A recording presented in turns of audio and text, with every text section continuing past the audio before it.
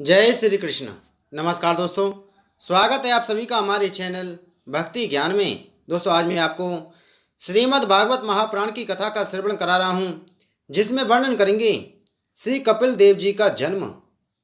श्री मैत्रेय जी कहते हैं, उत्तम गुणों से सुशोभित मनु कुमारी देवहूति ने जब ऐसी बैराग युक्त बातें कहीं, तब कृपालु कर्मद मुनि को भगवान विष्णु के कथन का स्मरण हो आया और उन्होंने उससे कहा। कर्मठ जी बोले, दोष रहित राजकुमारी, तुम अपने विषय में इस प्रकार खेद ना करो। तुम्हारे गर्भ में अविनाशी भगवान विष्णु शीघ्र ही पधारेंगे। प्रिय, तुमने अनेक प्रकार के व्रतों का पालन किया है, अतः तुम्हारा कल्याण होगा। अब तुम संयम, नियम, तप और दानादि करती हुई श्रद्धा पूर्वक भगवान का भजन करो। इस प्रकार आराधना करने पर श्रीहरि तुम्हारे गर्भ से अवतीर्ण होकर मेरा यश बढ़ावेंगे और ब्रह्म ज्ञान का उपदेश करके तुम्हारे हृदय की अहंकारमयी ग्रंथियों का छेदन करेंगे। श्री मैत्रेय जी कहते हैं, विदुर जी, प्रजापति कर्मद के आदेश में गौरव बुद्धि होने से देवहूति ने उस पर पूर्ण विश्वास किया और वह निर्विकार जगत गुरु भगवान श्री पुरुषोत्तम की आराधना करने लगी। इस प्रकार बहुत समय बीत जाने पर भगवान मधुसूदन कर्मद जी के वीर का आश्रय ले उसके गर्भ से इस प्रकार प्रकट हुए जैसे काष्ठ में से अग्नि।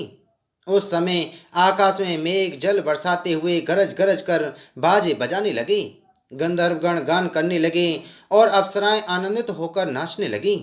आकाश से देवताओं के बरसाए हुए दिव्य पुष्पों की वर्षा होने लगी। सब दिशाओं में आनंद छा गया। जलाशयों का जल निर्मल हो गया और सभी जीवों के मन प्रसन्न हो गए। इसी समय सरस्वती नदी से घिरे हुए कर्मठ जी के उस आश्रम में मरीचि आदि मुनियों के सहित ब्रह्मा जी भी आए।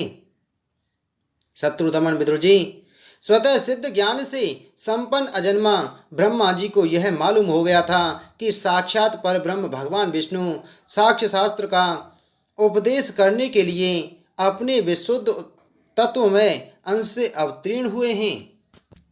अतः भगवान जिस कार्य को करना चाहते थे उसका उन्होंने विशुद्ध चित्त से अनुमोदन एवं आदर किया और अपनी संपूर्ण इंद्रियों से प्रसन्नता प्रकट करते हुए कर्मठ जी से इस प्रकार कहा।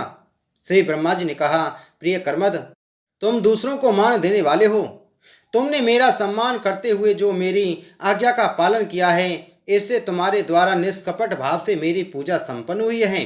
पुत्रों को अपने पिता की सबसे बड़ी सेवा यही करनी चाहिए कि जो आज्ञा ऐसा कहकर आदर पूर्वक उनके आदेश को स्वीकार करें। बेटा, तुम सम्य हो। तुम्हारी ये सुंदरी कन्याएं अपने वंशों द्वारा इस सृष्टि को अनेक प्रकार से बढ़ावेंगी। अब तुम इन मरीज आदि मुनिवरों को उनके स्वभाव और रुचि के अनुसार अपनी कन्याएं समर्पित करो और संसार में अपना सुयश फैलाओ।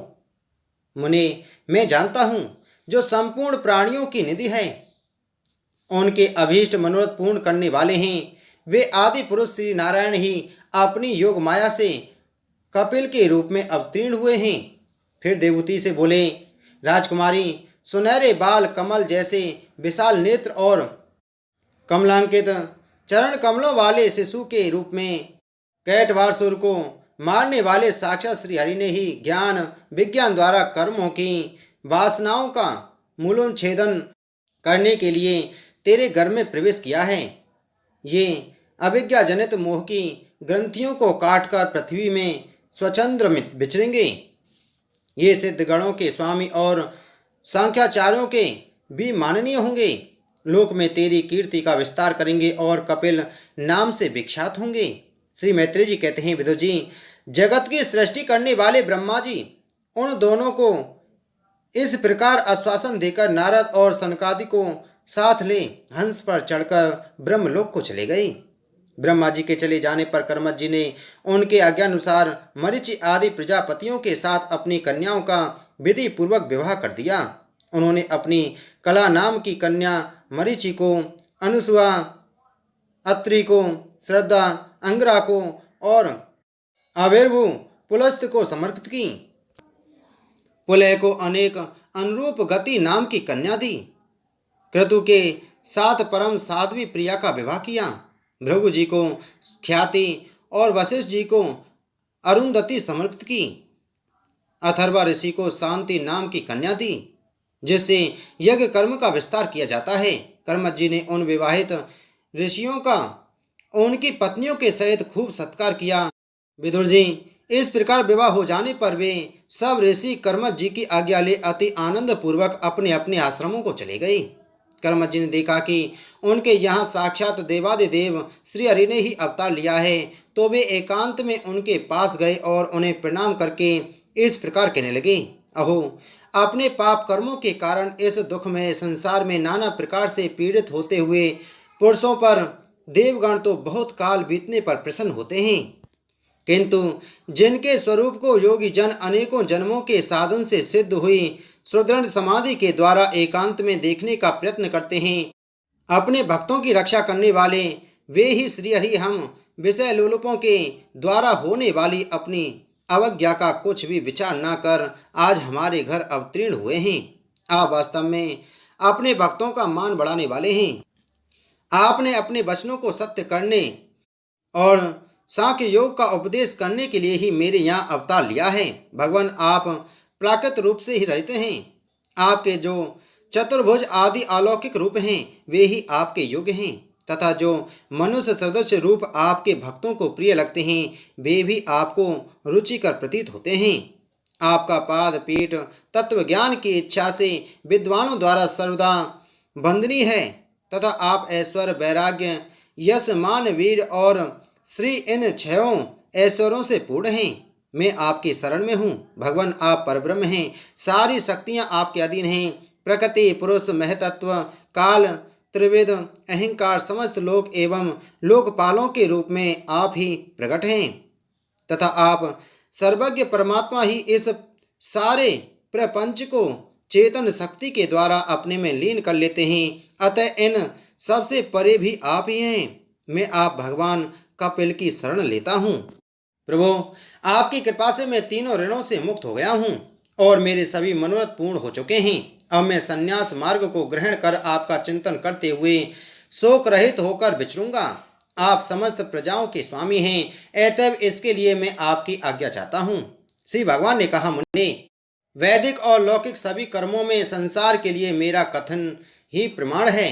इसलिए मैंने जो तुमसे कहा था कि मैं तुम्हारे यहाँ जन्म लूंगा, उसे सत्य करने के लिए ही मैंने यह अवतार लिया है। इस लोक में मेरा यह जन्म लिंग शरीर से मुक्त होने की इच्छा वाले मुनियों के लिए आत्मदर्शन में उपयोगी प्रकृति आदि तत्वों का विवेचन करने के लिए ही हुआ है। आत्मज्ञान का यह सूक्ष्म मार्ग बहुत समय से लुप्त हो गया है। इसे फिर से प्रवर्तित करने के लिए ही मैंने यह शरीर ग्रहण किया है। ऐसा जानो मुने, मैं आज्ञा देता हूँ, तुम इच्छानुसार जाओ और अपने संपूर्ण कर्म मुझे अर्पण करते हुए दुर्जय मृत्यु को जीतकर मोक्ष पद प्राप्त करने के लिए मेरा भजन करो। मैं स्वयं प्रकाश और संपूर्ण जीवों के अंतःकरण में रहने वाला परमात्मा ही हूँ। अतः जब तुम विशुद्ध बुद्धि के द्वारा अपने अंतःकरण में मेरा साक्षात्कार कर लोगे, तब सब प्रकार के शोकों से छूटकर निर्भय पद मोक्ष प्राप्त कर लोगे। माता देवहूति को भी मैं संपूर्ण कर्मों से छुड़ाने वाला आत्मज्ञान प्रदान करूंगा, जिससे यह संसार रूप भय से पार हो जाएगी। श्री मैत्रेय जी कहते हैं, भगवान कपिल के इस प्रकार कहने पर प्रजापति कर्मज जी उनकी परिक्रमा कर प्रसन्नता पूर्वक वन को चले गए। वहां अहिंसामय संन्यास धर्म का पालन करते हुए वे एकमात्र श्री भगवान की शरण हो गए तथा अग्नि और आश्रम का त्याग करके निसंग भाव से पृथ्वी पर विचरने लगे। जो कार्य कारण से अतीत है, सत्वादि गुणों का प्रकाशक एवं निर्गुण है और अनन्य भक्ति से ही प्रत्यक्ष होता है, उस परब्रह्म में उन्होंने अपना मन लगा दिया। वे अहंकार, ममता और सुख दुखादि द्वंद्वों से छूटकर समदर्शी वेद दृष्टि से रहित हो सब में अपने आत्म को ही देखने लगे। उनकी बुद्धि अंतर्मुख एवं शांत हो गई। उस समय धीर कर्मज जी शांत लहरों वाले समुद्र के समान जान पड़ने लगे। परम भक्ति भाव के द्वारा सर्व अंतर्यामी सर्वज्ञ श्री वासुदेव में चित्त स्थित हो जाने से वे सारे बंधनों से मुक्त हो गए संपूर्ण भूतों में अपने आत्मा श्री भगवान को और संपूर्ण भूतों को आत्मस्वरूप श्री हरि में स्थित देखने लगे। इस प्रकार इच्छा और द्वेष से रहित सर्वत्र समबुद्धि और भगवत भक्ति से संपन्न होकर श्री कर्मठ जी ने भगवान का परम पद प्राप्त कर लिया। बोलो श्री कृष्णचंद्र महाराज की जय।